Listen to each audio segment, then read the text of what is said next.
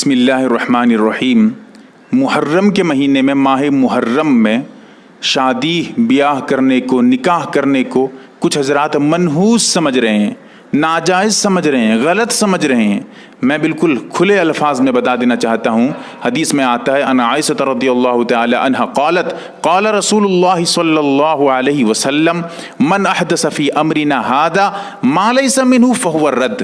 اللہ کے رسول صلی اللہ علیہ وسلم نے ارشاد فرمایا کہ جو دین میں نہیں ہے، اگر کوئی ایسی بات دین میں داخل کرے، اس کی بات رد کر دی جائے گی، اس کی بات قابل قبول نہیں ہوگی۔ یہ حدیث بخاری شریف میں، مسلم شریف میں، اور اسی طرح مشکات شریف میں دیکھیے گا، مشکات شریف میں صفحہ نمبر 27 پر موجود ہے۔ اور اس کا خلاصہ یہی ہے کہ دین میں جو چیز داخل نہیں ہے، آپ اس کو دین میں داخل کریں گے تو آپ کی بات قابل قبول اور حجت نہیں ہے۔ تو بات یہ سمجھ میں آئی، ہم کو یہ دیکھنا ہے کیا قرآن میں، کیا حدیث میں کہیں ایسا آیا ہے کہ محرم کے مہینے میں نکاح کرنا منع ہو، ناجائز ہو؟ پورے قرآن میں، پورے ذخیرے حدیث میں کہیں پر بھی نکاح کرنے کی کوئی ممانعت نہیں ہے۔ جب ممانعت نہیں ہے، آپ کو کس نے حق دیا نکاح کرنے کو، حرام قرار دینے کو؟ محرم کے مہینے میں نکاح کرنا حرام ہے، کس نے کہا؟ اللہ کے رسول نے فرمایا تھا صلی اللہ علیہ وسلم، کسی صحابی رسول نے فرمایا تھا، کسی تابعین تابعین تک آ جائیے، کسی نے فرمایا تھا؟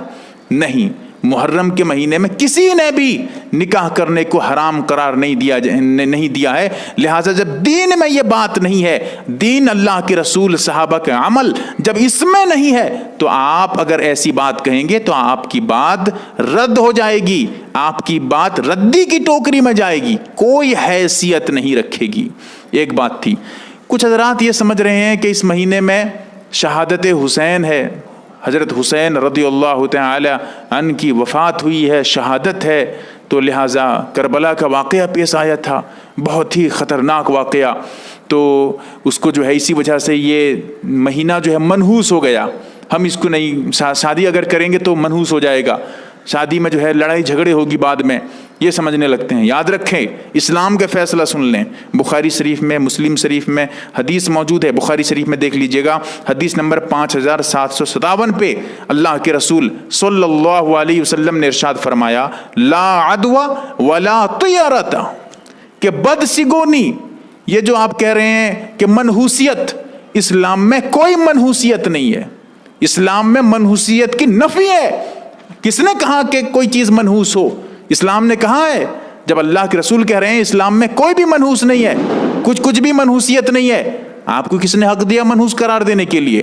اگر آپ کہہ رہے ہیں شہادت حسین کی وجہ سے آپ نکاح نہیں کریں گے، تو کس نے کہا تھا؟ اللہ کے رسول نے کہا تھا، کسی صحابی نے کہا تھا؟ کچھ نہیں۔ آپ منمانی سے، اپنا مرضی سے مسئلہ نکالنے لگیں گے، اپنی مرضی سے جو چاہیں گے، جس کو حرام چاہیں گے، جس کو حلال چاہیں گے قرار دے دیں گے۔ شریعت آپ کی ہے کیا؟ جس کی شریعت ہے اس نے منع نہیں کیا، آپ کو کس نے حق دیا منع کرنے کا؟ تو بات اس سے واضح ہو رہی ہے، اگر یہی بات ہے شہادت حسین کی وجہ سے، تو پھر ہر مہینے میں کوئی نہ کوئی بڑے سے بڑے صحابی جو ہے شہید ہوئے ہیں، تو ہر مہینے میں نکاح کرنا حرام قرار دو۔ لہٰذا نکاح کبھی بھی مت کرو نا، کیوں نکاح کر رہے ہو؟ جس مہینے میں اللہ کے رسول وفات پائے ہیں وہ مہینہ سب سے بڑا غم کا مہینہ تھا، پھر بھی اس میں نکاح کرنا جائز ہو گیا، تو اس سے بڑا غم کا مہینہ کون سا مہینہ ہے جس میں اللہ کے رسول نے وفات پائی ہے، اللہ کے رسول اس دنیا سے رخصت ہوئے ہیں؟ لہٰذا اس مہینے میں نکاح ہو رہا ہے، تو کون سا کہہ رہا ہے کہ اس مہینے میں نکاح جو ہے حرام اور ناجائز ہوگا؟ اور اگر یہی بات ہے تو پھر کسی بھی مہینے میں نکاح کرنے کی اجازت نہیں ہوگی، کسی بھی مہینے میں نکاح کرنا جائز نہیں ہوگا۔ یہ میری کچھ باتیں تھیں۔ صحیح بات یہ ہے محرم کے مہینے میں نکاح کرنا بالکل جائز ہے۔ جو حضرات کہہ رہے ہیں شہادت کو منحوس سمجھ رہے ہیں، تعجب ہے، کیا افسوس ہے۔ شہادت حسین شہادت ہے، اتنا بڑا مرتبہ، اس کی فضیلت وارد ہے، اب اس کو کہہ رہے ہیں شہید ہوئے ہیں، منحوس ہے۔ ارے شہادت ہے، منحوس کیوں ہے؟